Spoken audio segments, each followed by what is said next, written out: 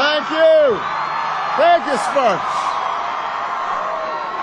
I am excited. I am excited to be in East Lansing.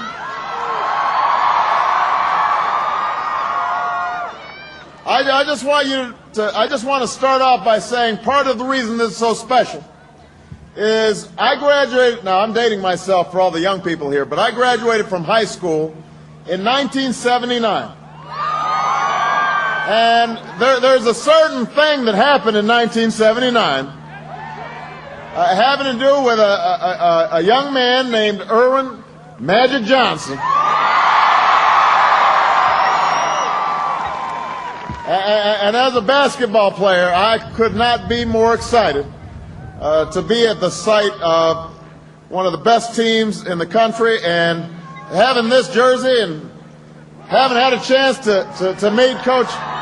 Haven't had a chance to.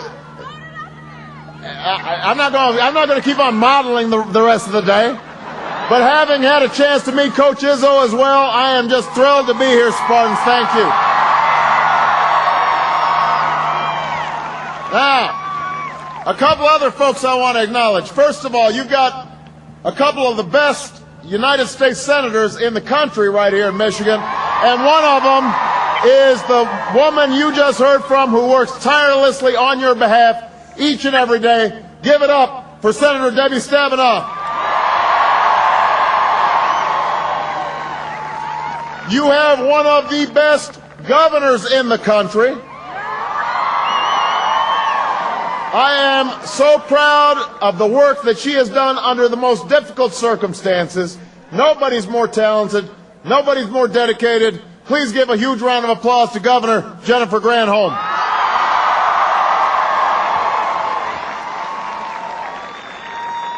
I want to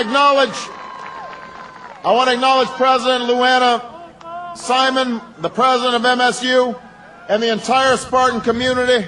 I want to thank Diane Hathaway, candidate for State Supreme Court.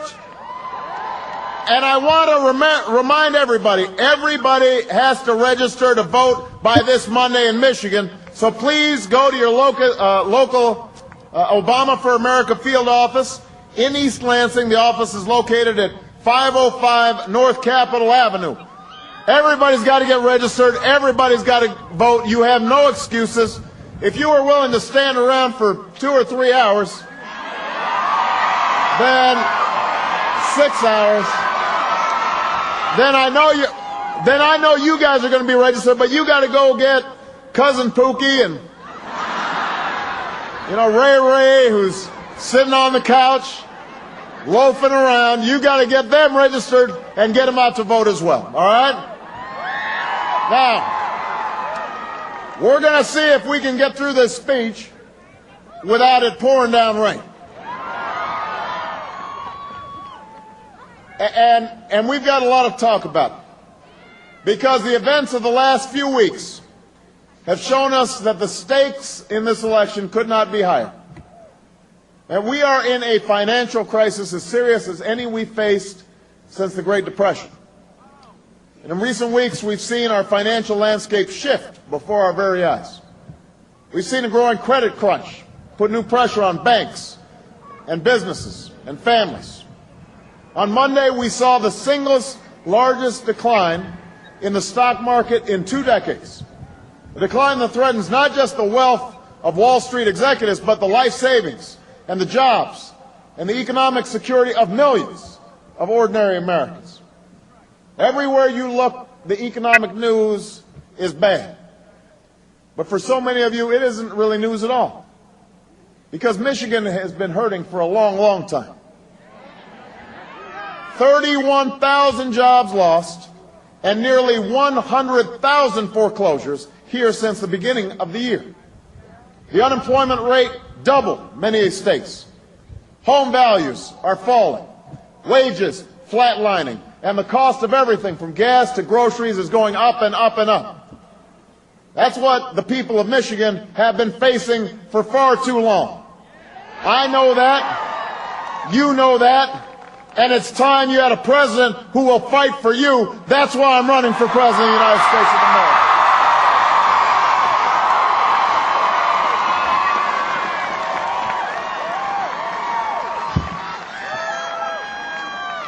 There is something wrong when we've got a new jobs report coming out tomorrow that experts predict will show our 9th straight month of job loss. 9 straight months of job loss. That's outrageous. And yet just the other week, my opponent, John McCain, said, and I quote, "The fundamentals of the economy are strong." Well, I don't know what yardstick Senator McCain uses, but where I come from, there's nothing more fundamental than a job. And when we're losing jobs month after month after month, when good, hard-working Americans who've done everything right watch their dreams slip away, the fundamentals of our economy are not strong. When I have to go around meeting folks who've lost their jobs, when I hear a middle-aged man choke up on the verge of tears because he has lost not just his job, but he's lost his health care, he's lost his pension, and he's lost his sense of dignity, trying to explain to me what it's like to go home and tell his wife and his kids that he's not going to be able to support them the way he did in the past. There's something wrong about that. There's something fundamentally un-American about that. And it's time we had a president who understood that.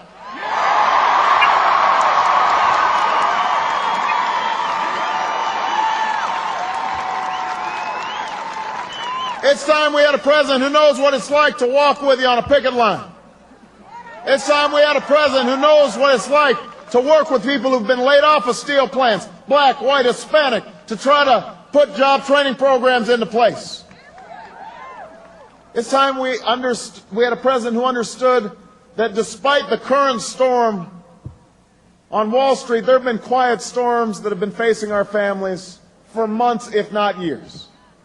These are the storms that will only grow worse if we do not act, and act now. And we're going to have to act to pass the rescue plan that's before Congress. You don't like it and I don't like it that we are in this situation in the first place. Democrats and Republicans in the House need to do, though, what the Senate did last night and what's right for this country. If the financial markets collapse, loans aren't available for businesses, large and small. Already you're seeing car dealers who are having to shut down because nobody can get an auto loan. Pretty soon students are going to have a tough time getting the loans you need to go to this great institution. It's your jobs, your savings, your ability to pursue your dreams for your children and your grandchildren that are at risk. That's why we have to act. That's why we have to set aside the politics of the moment and exercise something we haven't seen in Washington lately, responsibility. Now, let me be clear, Spartans. Let me be clear. The fact that we are in this mess is an outrage. It's an outrage because we didn't get here by accident. This was not a normal part of the business cycle. This did not happen because of a few bad apples. This financial crisis is a direct result of the greed and irresponsibility that has dominated Washington and Wall Street for years. It's the result of speculators who game the system, and regulators who look the other way, and lobbyists who bought their way into our government. It's the result of an economic philosophy that says we should give more and more to those with the most and hope that prosperity trickles down on everyone else. A philosophy that views even the most common sense regulations as unwise, as unnecessary. The market's always king. Well, this crisis is nothing less than a final verdict on this failed philosophy. And it is a philosophy I am running for president to put to an end. Enough is enough. It is time to move on.